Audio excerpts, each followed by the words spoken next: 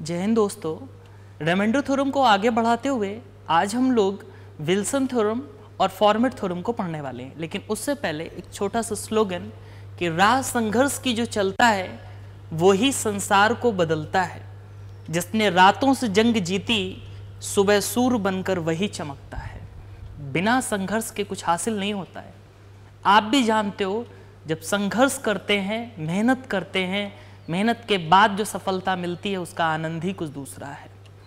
यदि आपकी किस्मत आपको उस सफलता के मार्ग पर ला भी दे तब भी उस सफलता का कोई मतलब नहीं बनता है। जंग से, मेहनत से जीती हुई जंग आनंद ही कुछ और देती है। चलिए, रिमाइंडर थ्योरम का कॉन्सेप्ट ऑफ फॉर्मेट्स थ्योरम और विल्सन थ्योरम जैसा कि हेडिंग लगी हुई है आप समझ पा रहे हैं, और आज हम लोग फॉर्मेट्स थ्योरम और विल्सन थ्योरम के सवाल करने वाले हैं। देखिए, ये हम लोगों ने पिछली क्लास में पढ़ा था कि लास्ट डिजिट कैसे निकालते हैं, वन डिजिट, लास्ट का वन डिजिट कैसे निकालते हैं। यदि आपको किसी भी नंबर्स का लास्ट का सिंगल डिजिट निकालना हो, उसके एक तरीका तो मैं आपको बता ही चुका हूं, लेकिन उसका एक दूसरा भी तरीका यह है कि आप उसको 10 से डिवाइड कर दीजिए। मान लीजिए ये एक नंबर लिखा हुआ है, एक छोटा सा नंबर ये लिखा हुआ है, और इसका मुझे लास्ट का डिजिट पता करना हो। आप जानते हो इसका लास्ट का डिजिट कितना है, सिंपल सा आपको दिख रहा है 5, लेकिन फिर भी आप मैथ्स की भाषा में इसको समझिए, आप इसको 10 से भाग लगा दो। जब आप इसको 10 से भाग लगाओगे तो जो रिमाइंडर आएगा, रिमाइंडर देखो क्या आएगा, आप अच्छे से जानते हो रिमाइंडर कितना आएगा, 10 तिहाई 30, बचेगा 2, 5 कैरी लोगे, फिर बोलोगे 10 दूनी 20, कितना बचेगा 5। हम ये कह रहे हैं कि यदि किसी नंबर को 10 से भाग लगाएं तो जो रिमाइंडर आता है वही होता है आपका यूनिट डिजिट, यानी रिमाइंडर ही यूनिट डिजिट बनेगा। मान लीजिए ये तो सिंगल डिजिट था, इसमें कोई दिक्कत वाली बात नहीं। कई सारे नंबर एक साथ आ जाएं देन तब क्या करेंगे आप, मान लीजिए कुछ इस तरह से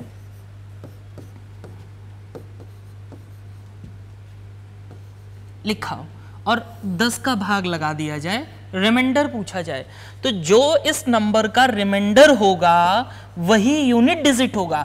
हम ये बात बोल पाएंगे, remainder is equal to unit digit, remainder is equal to unit digit. जो रिमाइंडर होगा वही यूनिट डिजिट होगा, वही लास्ट का वन डिजिट होगा। आप मुझे बताओ, जब आप इसमें 10 का भाग लगाओगे तो 240 बार तो पूरा पूरा कट जाएगा, कितना यहां से बचेगा, यहां से रिमाइंडर आपको मिलेगा प्लस का 2, बोलिए मिलेगा कि नहीं।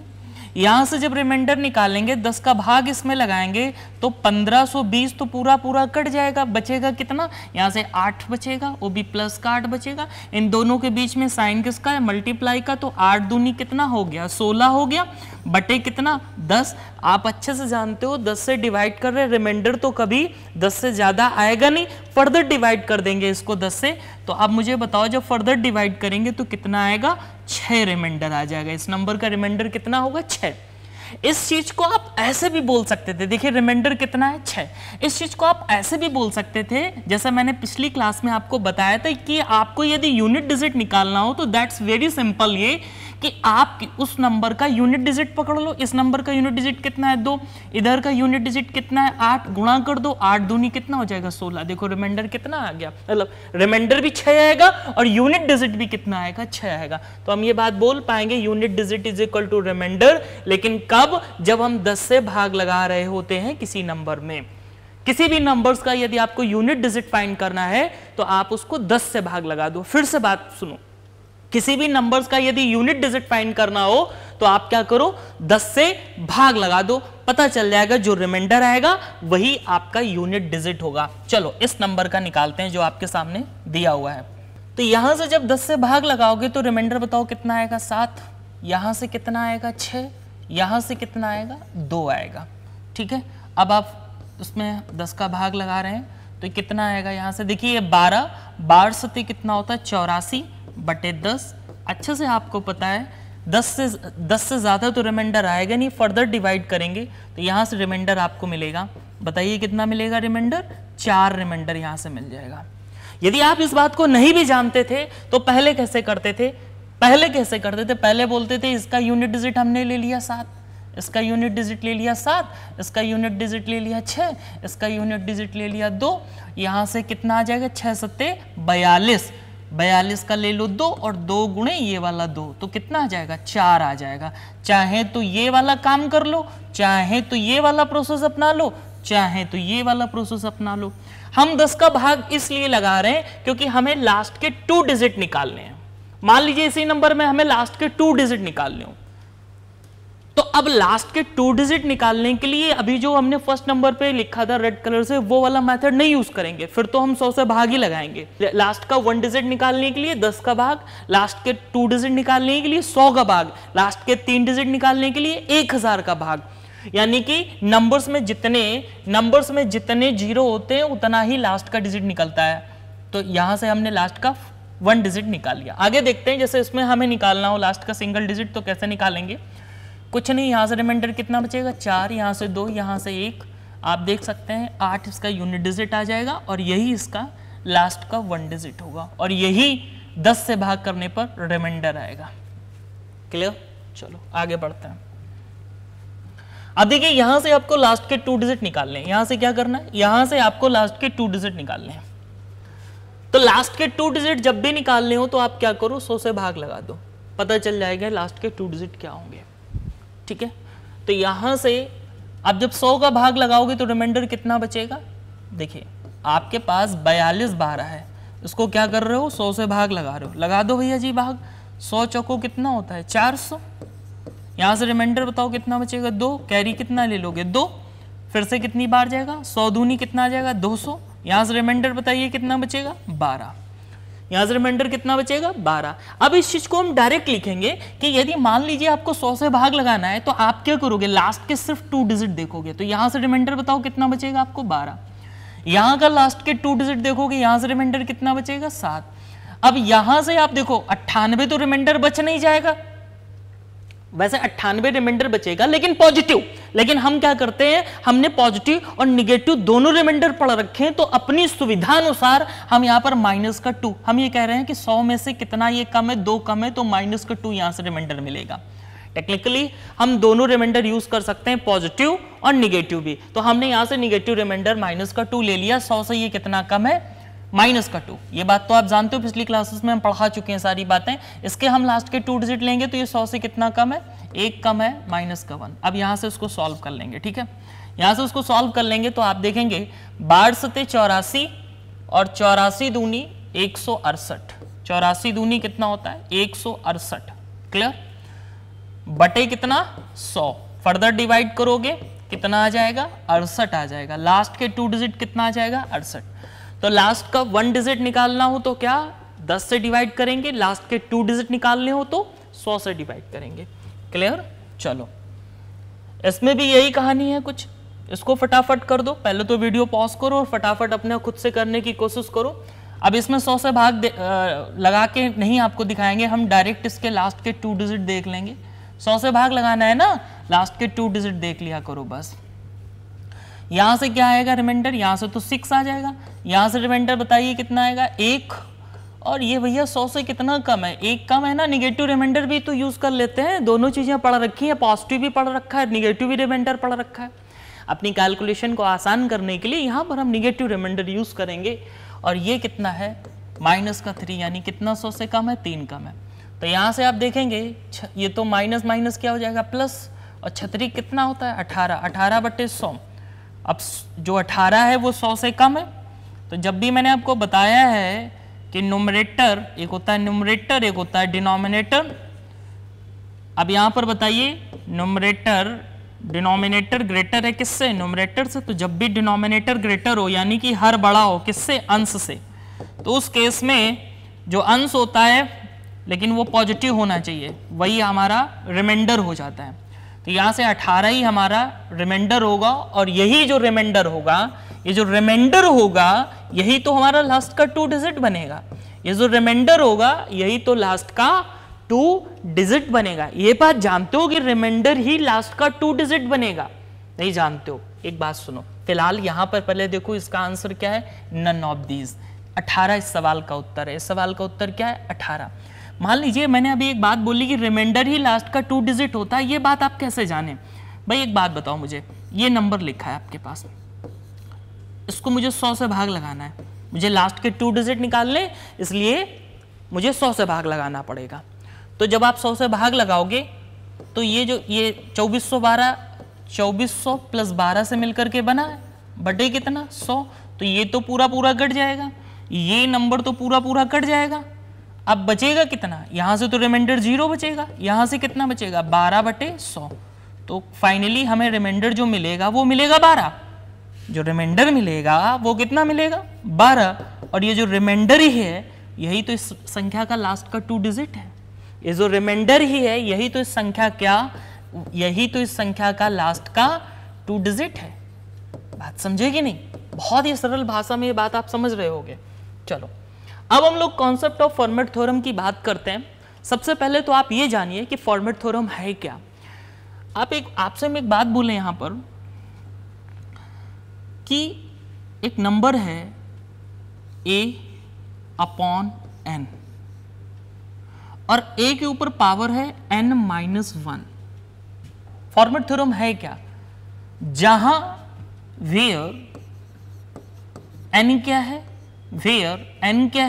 n है आपका प्राइम नंबर, n क्या है प्राइम नंबर, जबकि a क्या है, a है आपका को प्राइम नंबर।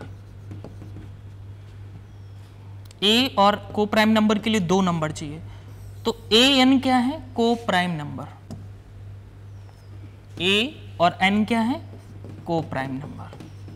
को प्राइम नंबर क्या होते हैं, जिनका HCF 1 हो, जिनमें कोई भी कॉमन नंबर ना हो। को प्राइम नंबर के बारे में आपको बता रखे हैं हम, क्या होता है को प्राइम नंबर, HCF कितना होता है 1। जैसे मान लीजिए 2 और 3 में कॉमन क्या है 1, अब आप 4 और 8 ये क्या को प्राइम नंबर है, ये को प्राइम नंबर नहीं, क्योंकि इनमें कॉमन क्या है 2 कॉमन है। ये बात समझते हो, बहुत अच्छे से डिटेल से पढ़ाया है पिछले वीडियो में को प्राइम नंबर के बारे में। तो ये आपकी फॉर्मेट थ्योरम है। यहां पर n क्या है, ये जो पावर है a के ऊपर जो पावर है वो n से क्या होनी चाहिए, 1 कम होनी चाहिए। क्या होनी चाहिए, 1 कम होनी चाहिए। ये जो पावर है वो n से 1 कम होनी चाहिए। और n क्या होना चाहिए, n होना चाहिए प्राइम नंबर। क्लियर? अब आप मुझे देखो 2 क्या है, आप इस सवाल के इस एग्जांपल को समझिए, इस एग्जांपल से बात को समझिए। 2 क्या है, 2 है आपका प्राइम नंबर, और 2 और 3 क्या है को प्राइम नंबर। अब ये जो पावर है इस नंबर पे, इस पे जो पावर है वो देखो 1 कम है कि नहीं, जो डिनोमिनेटर है डिनोमिनेटर से 1 पावर कम है कि नहीं। फटाफट आप बोलो इसका रिमाइंडर क्या है, इसका रिमाइंडर 1 है। इसका रिमाइंडर क्या है, इसका रिमाइंडर 1 है। आप कहोगे ये बात तो हमें समझ में नहीं आई, आप कहेंगे कि सर ये क्या बात हुई, आपने तो डायरेक्ट लिख दिया। भैया ये थ्योरम है, ना समझ में आए तो एक काम करो, 3 की पावर 1 कितना होता है 3/2। किसको नहीं पता, ये बात तो भूटान का बच्चा भी जानता है कि यदि हम 3 का भाग 2 में लगाएं तो 1 बार जाएगा और रिमाइंडर कितना आएगा 1 आएगा। और हम इन सवालों में क्या कर रहे हैं, चाहे वो विल्सन थ्योरम होगी या चाहे ये फॉर्मेट थ्योरम हो, इन सारी थ्योरम में हम लोग क्या निकालना सीख रहे हैं, रिमाइंडर निकालना सीख रहे हैं। ये सारी इतनी बड़ी इतनी ज्यादा थ्योरम क्यों पढ़ रहे हैं, क्योंकि वैरायटी समझ सकें और आंसर जल्दी दे सकें। तो फाइनली इसका रिमाइंडर कितना है 1। और देखो और समझिए, यहां पर समझिए जरा, इस सवाल को समझिए। देखो ये 3 क्या है, 3 आपका प्राइम नंबर है, 4 और 3 क्या है को प्राइम नंबर, 4 और 3 क्या है को प्राइम नंबर। अब 4 पे यानी कि जो आपका अंश है उसमें पावर जरा चेक करो, पावर चेक करो जरा। 4 पे यानी अंश पे, न्यूमरेटर पे जो पावर है वो 3 से कम है ना, 1 कम है। इसका फटाफट आंसर क्या आएगा, इसका रिमाइंडर क्या आएगा 1, इसका रिमाइंडर आएगा। नहीं तो 4 का स्क्वायर कितना होता है 16, 16/3 भाग लगा दो 3 का 16 में, कितना आएगा 3 5 बार जाएगा 15 बचेगा, कितना आएगा रिमाइंडर 1 रिमाइंडर आ जाएगा, 1 आपका यहां से रिमाइंडर आ जाएगा। लेकिन अब मान लीजिए ये तो सरल था, इजी था, 4 की पावर 2 हमें पता थी, तो हमने 4 की पावर 2 16, 16 का भाग 3 में लगाना, हमें तो रिमाइंडर निकालना था। आपने कहा फटाफट इसका रिमाइंडर जो है वो 1 आ गया, फटाफट आपने लिख दिया। मान लीजिए यहाँ पर बहुत बड़े बड़े पावर लिखे हो, बहुत बड़ी संख्या लिखी हो या बहुत ज्यादा पावर हो, फिर क्या करें, कैसे समझते, इसीलिए हम इस थ्योरम का यूज करते हैं। इस थ्योरम का नाम क्या है, फॉर्मेट थ्योरम। चलो ये देखो, अब 3 की पावर 100 तो यदि आप ओपन करोगे तो ओपन ही करते रहोगे, तो हमें नहीं 3 की पावर 100 का पता है, हमें पता है कि ये 101 क्या है जनाब, 101 है आपका प्राइम नंबर। 101 क्या है, प्राइम नंबर। अरे प्राइम नंबर के बारे में जानते हो ना, जो किसी के पाढ़े में ना आए। 101 किसी के भी पाढ़े में नहीं आता, किसी के भी टेबल में नहीं आता। और 100 देखो 101 से 1 कम है 100, और 3 और 101 ये क्या है, को प्राइम नंबर। मुझे बता दो फटाफट इसका रिमाइंडर क्या आएगा। इसका रिमाइंडर बताओ क्या आएगा, 1 आ जाएगा। क्या आ जाएगा, 1 आ जाएगा रिमाइंडर। सब थ्योरम का कमाल है और कुछ नहीं। अब देखो ये वाला बताओ इसका क्या आंसर आएगा, 97। अब आप एक चीज देखो, 97 और 33 को प्राइम नंबर है, 97 प्राइम नंबर है। पावर कितनी है, 97 से देखो 1 कम पावर है ना। अरे a की पावर a बटा n, तो a की पावर क्या होनी चाहिए, n-1 होनी चाहिए, 1 कम होनी चाहिए। तो n तो ये हो जाएगा, और ये n क्या होता है आपका, प्राइम नंबर होता है। तो देखो 97 प्राइम नंबर है आपका कि नहीं, आप कहोगे हाँ। और a और n क्या होने चाहिए, को प्राइम नंबर होने चाहिए। को प्राइम का मतलब कटने नहीं चाहिए आपस में ये नंबर, फिर कट भी नहीं रहे हैं, 33 97 कट भी नहीं रहे। और ये जो पावर है देखो n जितना डिनोमिनेटर उससे 1 कम होनी चाहिए, कम भी है। तो इसका फटाफट बताओ रिमाइंडर कितना है, फटाफट बताओ कितना रिमाइंडर है। इसका रिमाइंडर आ जाएगा 1। कितना है रिमाइंडर, 1 रिमाइंडर है। चलो आगे बढ़ जाओ फटाफट। ये देखो अभी आपको बने, ये तो सारे जितने भी सवाल थे वो बने बनाए थे। ये वाला नंबर देखो बना बनाया है क्या, हाँ ये भी बना बनाया है। 89 इधर लिखा है, 88 ये लिखा है, 1 कम है। 89 आपका क्या है, प्राइम नंबर, ठीक है। 199 89 में कोई रिलेशन नहीं। फटाफट रिमाइंडर बताओ कितना है, फटाफट रिमाइंडर बताइए कितना है, 1 रिमाइंडर इसका। फटाफट कितना रिमाइंडर, 1। चलो ये देखो जरा इसको बताओ, 17। अरे इधर तो 1 कम नहीं है, तो 52 लिखा है। क्या करो, यहाँ 51 हो जाता, यहाँ 17 है तो 1 कम होना चाहिए था, पावर 16 होनी चाहिए थी पावर। यहाँ 17 है तो 206 की पावर कितनी होनी चाहिए, 16 होनी चाहिए। चलो 16 के करीब लाते हैं इस नंबर को। आप मुझे एक बात बताओ, 16 से यदि हम 52 को भाग दें तो 16 तिहाई 48, 16 चक्कू 64, ज्यादा हो जाएगा। 16 तिहाई 48, इसका मतलब 206 को हम लिख सकते हैं 206 की पावर 4 की होल पावर, क्या ये लिख सकते हैं, 16 तिहाई 48, 16 चौको 64 ज्यादा हो जाएगा, 3 और 16 बोलो, लिख सकते हैं। और अभी कितना रह गया, 16 तिहाई 48, 3 पावर यहां से कनेक्ट हो गई। और अब ये 206 की पावर कितना रह गया है, 48 और 4 52 बटे कितना 17। यहां तक बताइए आपको कोई समस्या, यहां तक बताइए कोई समस्या आपको। देखो 16 ये हो गया, 16 तिहाई 48 ये हो गया, 16 4 52 पूरा का पूरा हो जाएगा। अब मुझे ये देखो जरा, ये बताओ, ये तो पूरा का पूरा क्या हो जाएगा, ये तो हमारे कॉन्सेप्ट पे खरा उतर जाएगा, ये नंबर पूरा इतना, इसकी तो वैल्यू 1 हो जाएगी।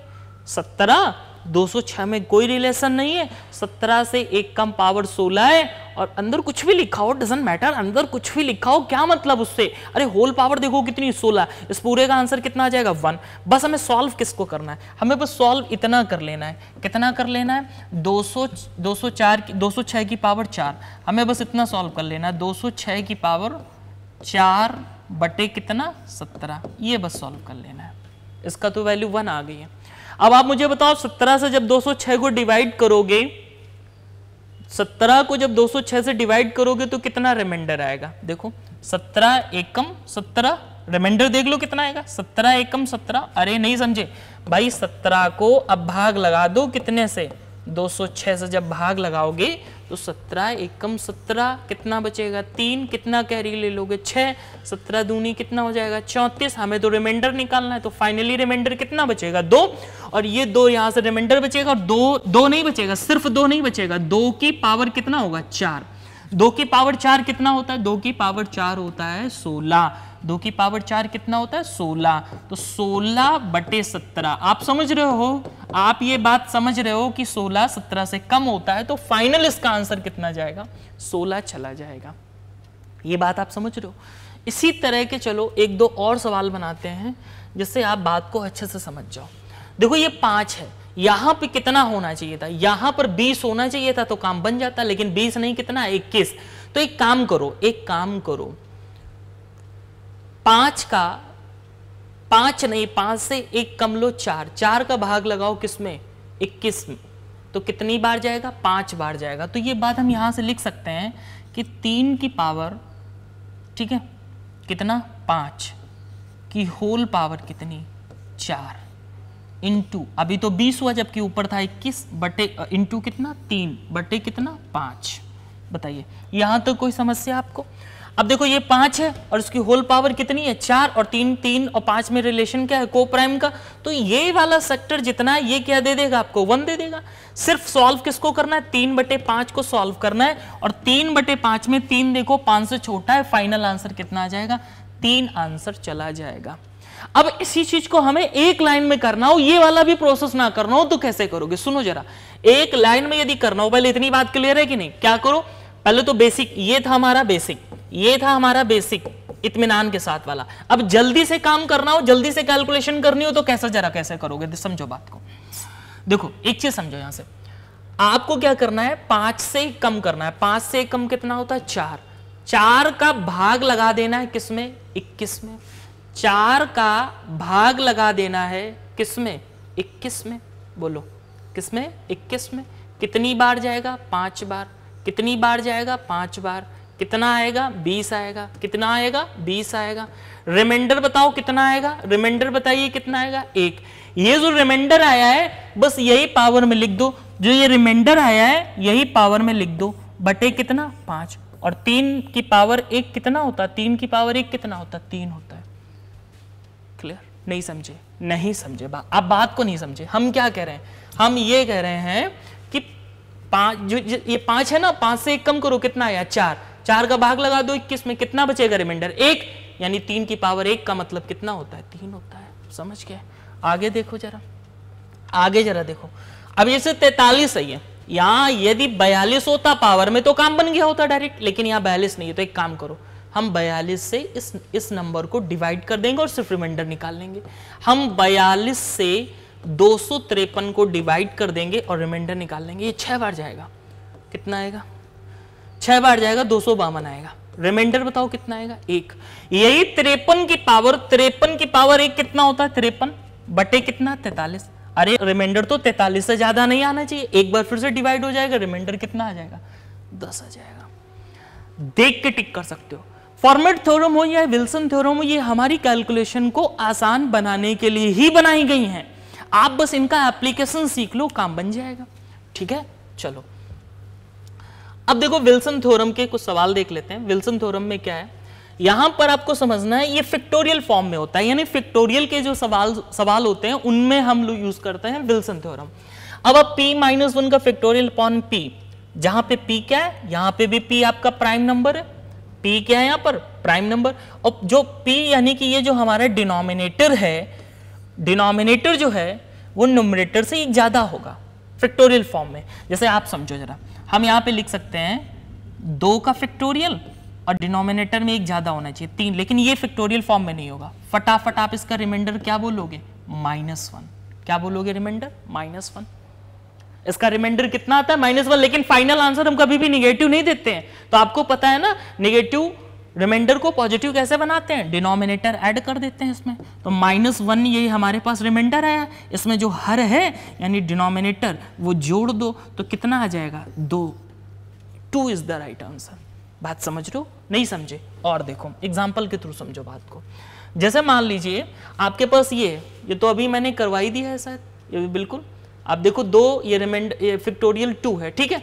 अब आप फैक्टोरियल देखो, ये 2 से एक ज्यादा है ना ये, और ये 3 कैसा है, प्राइम नंबर है। ये 3 कैसा है, प्राइम नंबर है आपका, 3 प्राइम नंबर है, तो फटाफट इसका रिमाइंडर बताओ क्या आएगा, -1 आएगा। लेकिन कभी भी हम नेगेटिव रिमाइंडर नहीं देते हैं, तो इसमें ये ऐड कर देते हैं, वैल्यू कितनी आ जाएगी, 2 भी हमने बताई।